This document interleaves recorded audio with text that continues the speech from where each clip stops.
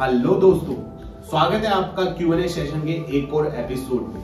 मैं आपका host and दोस्त त्रिवेंद्र सिंह राठौड़ आप सभी का स्वागत करता हूं। और आज हम हमारे जो गेस्ट हैं उसके बारे में आपको मैं थोड़ा सा इंट्रो दे देता हूं। आप जितने भी मेरे वीडियोस देखते हो, जितने भी आप इमेजेस पोस्ट हमारे जो सोशल पेजेस होते हैं लाइक फेसबुक, इंस्टाग्राम, उसमें जितने भी इमेजेस देखते हो, ब्लॉग्स पे जो इमेजेस देखते हो, उनके पीछे जिनकी जो मेहनत होती है, बिहाइंड द सीन्स जो मेहनत करते हैं, उन्हीं में एक पर्सन है, मेरे टीम मेंबर हैं जो बहुत हंसमुख स्वभाव के हैं, थोड़े नटखट भी हैं और थोड़े क्रिएटिव माइंड भी हैं और बहुत मेहनत करते हैं। ऐसा नहीं है कि वो हंसमुख मजाक करते हैं, वो थोड़ी बहुत अच्छी मेहनत भी करते हैं, अपनी टीम को अच्छे से संभाल रहे हैं। और आज वो हमें बताएंगे कि कंटेंट की क्या इंपॉर्टेंस है मार्केटिंग में, एक कंटेंट कैसे इंडस्ट्री वाइज चेंज होता है, कैसे प्लेटफॉर्म वाइज चेंज होता है, उसके बारे में थोड़ा इंफॉर्मेशन देंगे। तो जल्दी से हमारे जो गेस्ट है, मैं उनका नाम बता देता हूँ, प्रियांशु सैनी सर, और उनका स्वागत करते हैं। जल्दी से उनसे बातें करने के लिए हम चलते हैं। तो कॉफी का मग हाथ में ले लीजिए और हाँ, हेडफोन जरूर लगा लीजिए।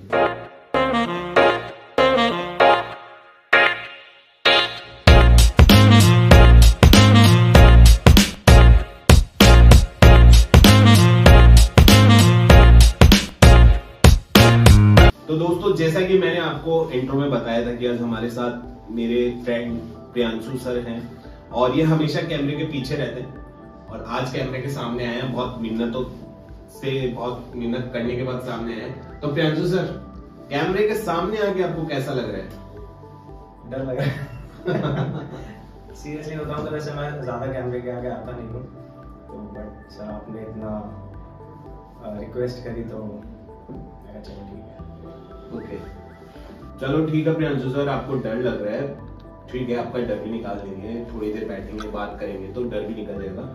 अभी मेरा क्वेश्चन आपसे यही है कि आप जो वीडियो एडिटिंग जो आप कर रहे हो, वीडियो एडिटिंग कर रहे हो एंड वीडियो शूट भी कर रहे हो, मेरे साथ हम दोनों मिलके काम करते हैं, बट उससे पहले आप ये बताइए कि आप यहाँ तक कैसे पहुंचे, अपने बारे में थोड़ा बताइए, और वीडियो एडिटिंग तक कैसे पहुंचे उसके बारे में थोड़ा हमारे व्यूअर्स को बताइए। तो सर आपने पूछा कि आपकी जर्नी यहाँ तक कि कैसे आप पहुंचे यहाँ पे, तो सबसे पहले मैं अपने व्यूअर्स को बता दूं कि my name is Priyanshu and I am working in contact hub solutions और मेरा डेजिग्नेशन है as a creative content manager.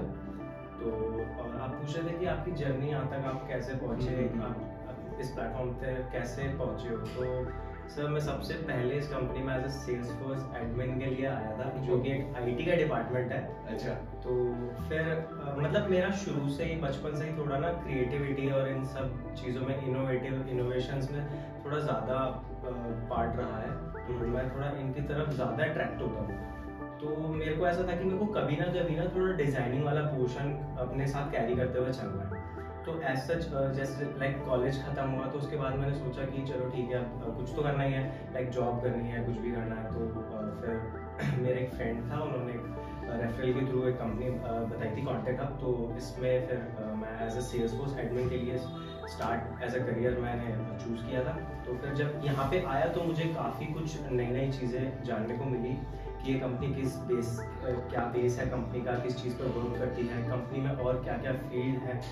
तो फिर जब मतलब ऐसा था कि मैं आईटी डिपार्टमेंट में तो था ही, तो फिर मतलब जो हमारे डायरेक्टर सर हैं, उनसे जब इंटरव्यू मेरा हुआ था तो उन्होंने पूछा था कि और क्या क्या आपके अंदर स्किल्स हैं। तो मैंने मतलब एक तो सब कुछ ही बता दिया था कि ये है, रिज्यूमे में जो होता है वो सब सारी चीज़ें बता दी थी।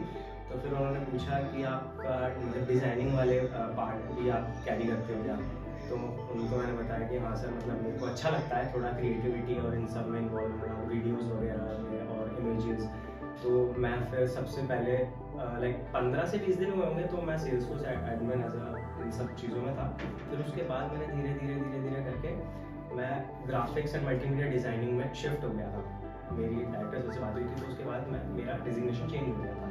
बहुत सडन फ्लिप हुआ था, बट मेरे को ऐसा था कि ठीक है, जो मुझे अच्छा लगता है ना करना, मैं वो काम करने लग गया था। तो एक तो होता है ना, जब आप किसी चीज़ में काम करते हो आपको काम करते हुए मज़ा नहीं होता, सही है। बट जब आप ऐसी चीज़ में काम करते हो जहाँ पे आपका मन लगने लगता है, आपको काम करने में मज़ा आता है, तो मैं वो चीज़ें कर रहा था। तो मुझे ऐसा लग रहा था कि ठीक है, मैं शायद अब मैं सही ट्रैक पे काम कर रहा हूँ। तो ये था कि ठीक है, मैं ग्राफिक्स एंड मल्टीमीडिया डिज़ाइनर काम तो कर रहा था, तो वहाँ मुझे मज़ा आने लगा, तो फिर मेरा यही इसी फील्ड में ही आगे स्टार्ट कर दिया। Great great. ओके, आपकी जर्नी अच्छी रही और आपने आईटी डिपार्टमेंट से ज्वाइन किया था और अभी आप क्रिएटिव मैनेजर, आप वीडियो भी एडिटिंग कर रहे हो, ग्राफिक डिजाइन टीम भी देख रहे हो। अच्छा है, आपको अपनी मनपसंद का काम मिल रहा है, अच्छा है। और वैसे एक चीज नोटिस की प्रियांशु सर आपने? क्या चीज? वो चीज है कि आपने अंदर ब्लैक पहन रखा है और बाहर ग्रीन पहन रखा है, ठीक है, और मैंने अंदर ग्रीन पहन रखा है और बाहर ब्लैक पहन रखा है, तो ये चीज कॉमन है। सर एक टीम में काम करते हैं तो सीनियर्स का टच तो आ ही जाता है। वो भी है। ओके, अब मेरा आपसे एक सवाल और है कि जैसे कि हम देखते हैं कि आप पहले डिजाइन कर रहे थे, डिजाइन पार्ट पे थे, अभी वीडियो एडिट कर रहे हो, शूट कर रहे हो, तो मेरा ये सवाल है कि एक डिजाइनिंग और वीडियो एडिटिंग, इन सब में क्या डिफरेंस है, आप थोड़ा बताएंगे, और ये कैसे क्या फर्क रहता है और कैसे हेल्पफुल रहती है हमारे मार्केटिंग पॉइंट ऑफ व्यू से? तो सर आप पूछ रहे हो कि डिजाइनिंग और वीडियोस और ये एडिटिंग वाला, इन सब में डिफरेंस क्या है? तो सर सबसे पहले तो मैंने एक चीज कहीं पढ़ी थी कि 100 वर्ड्स इक्वल्स टू 10 इमेजेस और 10 photos and 10 images equals to 1 video. Okay, तो इसका बहुत बेसिक क्राइटेरिया है। जैसे आप कोई चीज बोलते हो, कोई भी लाइक टेक्स्ट है या फिर किसी ने तो चीज बोली, एक तो वो चीज होती है, और एक होती है कि कोई इमेज ही आपके सामने आ जाती है। तो आप इमेज से ज्यादा अच्छी तरीके से चीज को समझ सकते हो, रादर देन कि आपको किसी ने कोई चीज फोन पे बोली या फिर आप फेस टू फेस किसी से वन ऑन वन या कोई टेक्स्ट लिख के दिया। तो अगर आपको, जैसे आपने देखा हो, अगर आपको कोई लिख के भेजता है लाइक गुड मॉर्निंग के मैसेजेस हो गए या फिर दिवाली की विशेस हो गई, और एक आता है आपके पास दिवाली का डायरेक्ट पोस्ट ही आ जाता है, तो वो ज्यादा अट्रैक्टिव लगता है और आपको कैच, एक बार में ऊपर नोटिफिकेशन पे आप देखते हो कि ये तो दिवाली का मैसेज है, दिवाली के आप देखते हो एड्स में भी ये सब चीजें चलती रहती हैं। और यही चीज वीडियोस के साथ है, जितना अच्छे से लाइक वर्ड्स एक्सप्लेन नहीं कर पाते, इमेज अच्छे से कर देती है, उतना ही अच्छे से वीडियो एक्सप्लेन कर देती है रादर देन एक इमेज से। ओके, तो यही मेरे हिसाब से एक बेसिक चीज है। हमको प्लेटफॉर्म्स का पता डेटा से लगता है, जो हमारे पास डेटा है उनसे हम कैटेगराइज करते हैं कि कौन किस प्लेटफॉर्म पे है अवेलेबल।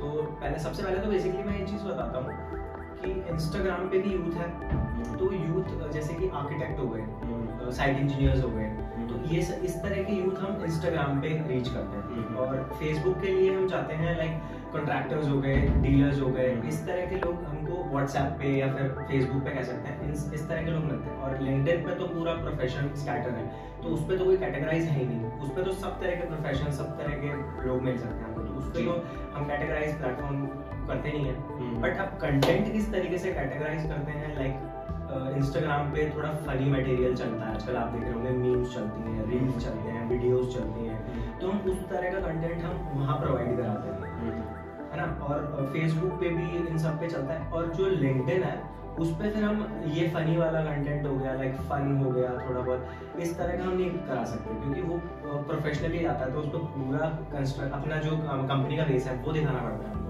तो उस पे हम प्रोफेशनली जो चीज़ें दिखा सकते हैं, हम सिर्फ वही चीज़ दिखा सकते हैं। तो उसके लिए हमको अपनी एक क्रिएटिविटी लेके चलनी पड़ती है कि लिंक्डइन पे किस तरह का हमको पोस्ट या फिर वीडियो दिखाना है, इंस्टाग्राम पे किस तरह के लोगों को किस तरह की चीज़ें दिखानी चाहिए। तो इस तरह का एक माइंड में क्रिएटिविटी सेट करनी पड़ती है, क्या चीज़ किसको कैसे दिखाना।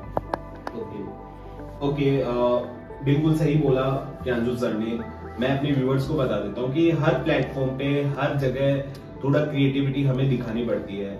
लाइक हम, मेरे फादर और आपके फादर ने देखा होगा कि वो फेसबुक ज्यादा यूज करते हैं, व्हाट्सएप ज्यादा यूज करते हैं, तो उनको उस एज की जनरेशन को उस वहां पे टारगेट करना पड़ता है। तो ऐसा हमें टारगेट ऑडियंस कहाँ पे मिलेगी, कौन सी जगह मिलेगी, उनको कौन सा कंटेंट दिखाना है, वो सारी चीजें हमें डिसाइड करनी पड़ती है। कैसा कंटेंट होगा उनके लिए, वो सारी चीजें डिसाइड करनी पड़ती है। अब उनको मीम्स वगैरह पसंद नहीं आते, तो वो उनको फिर टारगेट करने के लिए हमें थोड़ी नॉलेजेबल चीजें डालनी पड़ती हैं।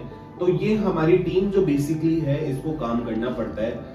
बहुत क्रिएटिविटी चाहिए इसके पीछे, और एक पूरे कंस्ट्रक्शन इंडस्ट्रीज के बेसिक हम टेक्निकल चीजों को कैसे फन वे में दिखाएं, एक प्रोडक्ट को कैसे अगले बंदे के दिमाग में सारी चीजें जाए, वो सारी चीजें, उसकी टेक्निकल नॉलेज, वो सारी चीजें हम क्या है व्यूअर्स को अलग अलग क्रिएटिविटी अलग अलग प्लेटफॉर्म पे दिखाते हैं। और यही प्रियांशु सर अपनी टीम से करवाते हैं और हमारी टीम इसमें काम करती है। अब प्रियांशु सर, आपने स्टार्टिंग में बोला था कि आपको डर लग रहा है। मेरे को लगता है अब आपको डर नहीं लग रहा है और अब आपको शायद होस्ट भी कर लेना चाहिए। अरे सर, ऐसा तो कुछ भी नहीं है। नहीं, आपको होस्ट कर लेना चाहिए। I think you are a good host, you have a good looking face and you are a good host, I think. नहीं सर, ऐसा कुछ नहीं है, बट हम साथ में मिलकर जरूर होस्टिंग करेंगे। Done done done done. तो व्यूअर्स, प्रियांशु सर का आप जल्दी ही देखेंगे प्रियांशु सर को होस्ट करते हुए। और अभी के लिए हम यहीं पे रैप अप करते हैं क्योंकि वीडियो बड़ा हो जाएगा। तो thank you Priyanshu sir. Okay sir. कैमरे के सामने आने के लिए थैंक यू, और अब से आप सामने ही रहिएगा। बिल्कुल सर। ठीक है।